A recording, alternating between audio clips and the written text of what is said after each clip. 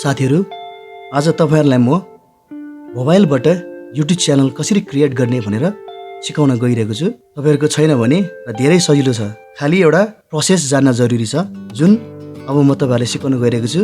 र यदि तपाईहरु हाम्रो च्यानलमा नयाँ हुनुहुन्छ भने कृपया हाम्रो च्यानललाई सब्स्क्राइब गरिदिनु होला अनि लाइक र शेयर पनि गरिदिनु होला। अब तपाईहरुलाई म मेरो मोबाइलको स्क्रिन तर्फ लाँदैछु।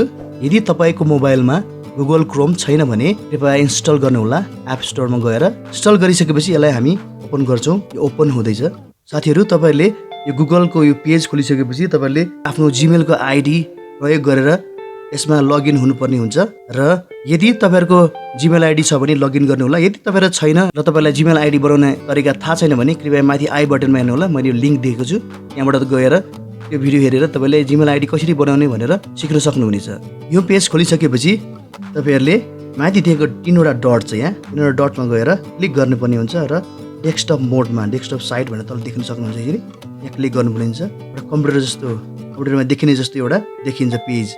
अब तपाईले यहाँ सर्च बारमा गएर युट्युब भनेर टाइप गर्नुहोस्। यहाँ देखाइसकेको छ। युट्युब सर्च गरिसकेपछि पहिलोमै देखाउँछ। अब हामी यहाँ क्लिक गर्छौं। क्लिक गरिसकेपछि युट्युबको एउटा भिडियोहरु भएको खोलिन्छ। यसरी युट्युब खोलिन्छ।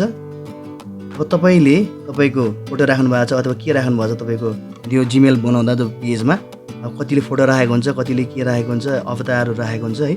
मेरो खाली के राखेको छैन यसमा। अनि एस मात्रै देखाइरहेको छ। हेर्नुस् त माथि पिंक कलरमा यहाँ क्लिक गर्नुहोस्। क्लिक गरेपछि यो च्यानलमा क्लिक गर्नुहोस्। यहाँ च्यानलमा क्लिक गरिसकेपछि अब तपाईले तपाईको पिक्चर राख्न सक्नुहुन्छ। अब तपाईको च्यानल कसरी एपियर गराउने, कसरी देखाउने भनेर के नाम राख्ने त तपाईको कुन पिक्चर राख्ने। पिक्चर मैले अहिले के राखिन तपाईले राख्न सक्नुहुन्छ। यहाँ क्लिक गरिसकेपछि पिक्चर खिच्न सक्नुहुन्छ, के गर्न सक्नुहुन्छ है। पिक्चर यहाँ ग्यालेरीबाट अथवा क्यामेराबाट खिच्ने कि अलरेडी भएको फोटो युज गर्ने कि तपाईले यसरी गर्न सक्नुहुन्छ। मैले यो गरिन, तपाईलाई देखाए मात्रै। त्यसपछि नेम के लेख्ने च्यानलको हैन। मैले यतिकै यहाँ जे छ नाम त्यही राखे। त्यसपछि आएर क्रिएट च्यानल गर्दिए। तपाईलाई यो च्यानलमा अरु नाम राख्नु मन छ भने तपाईले यहाँ क्रिएटमा चेन्ज गरेर अरु नाम राख्न सक्नुहुन्छ तपाईले है। मैले यति नै राखे, यही नै राखे। तपाईले अरु नाम राखेर पनि क्रिएट गर्न सक्नुहुन्छ। क्रिएट गरिसकेपछि अरु नाम राखिसकेपछि यहाँ सेभ गरिदिनु पर्ने हुन्छ। त्यसपछि हामी क्रिएट च्यानल भनेर क्लिक गर्छौं अनि तपाईको च्यानल क्रिएट भयो। हेर्नुस् त मैले सनिम राणा एउटा डमी नेम थियो, सनिम राणा भनेर च्यानलको नाम राखेको थिएँ। त्यही च्यानलमा क्रिएट भयो। देखाइरहेको छ नो सब्स्क्राइबर्स नो भिडियोज भने, किनभने यहाँ भिडियो अपलोड भएको छैन। मोबाइलबाट युट्युब च्यानल क्रिएट भइसकेपछि तपाईले विभिन्न भिडियोहरु सर्ट्सहरु अपलोड गर्न सक्नुहुन्छ। तपाईले सर्ट्स भिडियोहरु अपलोड गर्नलाई यहाँ तल देखाएको छ प्लस भन्ने देख्नु भएको छ नि। प्लसमा क्लिक गर्नुभयो भने अहिले क्रिएट सर्ट भनेको 1 मिनेट सम्मको भिडियोहरु हुन्छ, अपलोड गर्न सक्नुहुन्छ।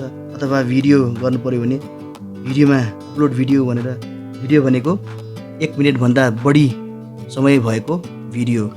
सर्ट्सको रेजोल्युसन फरक हुन्छ र भिडियोको रेजोल्युसन फरक हुन्छ।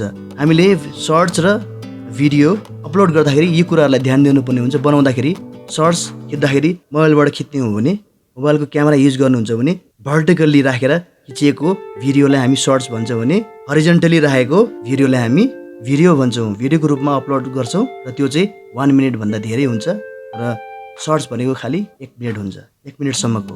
र आज हामीले सिक्यौं कसरी हामीले मोबाइलबाट च्यानल क्रिएट गर्न सकिन्छ भनेर। हामीले बनाएको भिडियो तपाई छुटाउन चाहनुहुन्न भने कृपया हाम्रो च्यानललाई सब्स्क्राइब गरिदिनु होला अनि लाइक र शेयर पनि गरिदिनु होला। कमेन्ट सेक्सनमा गएर कमेन्ट पनि गरिदिनु होला।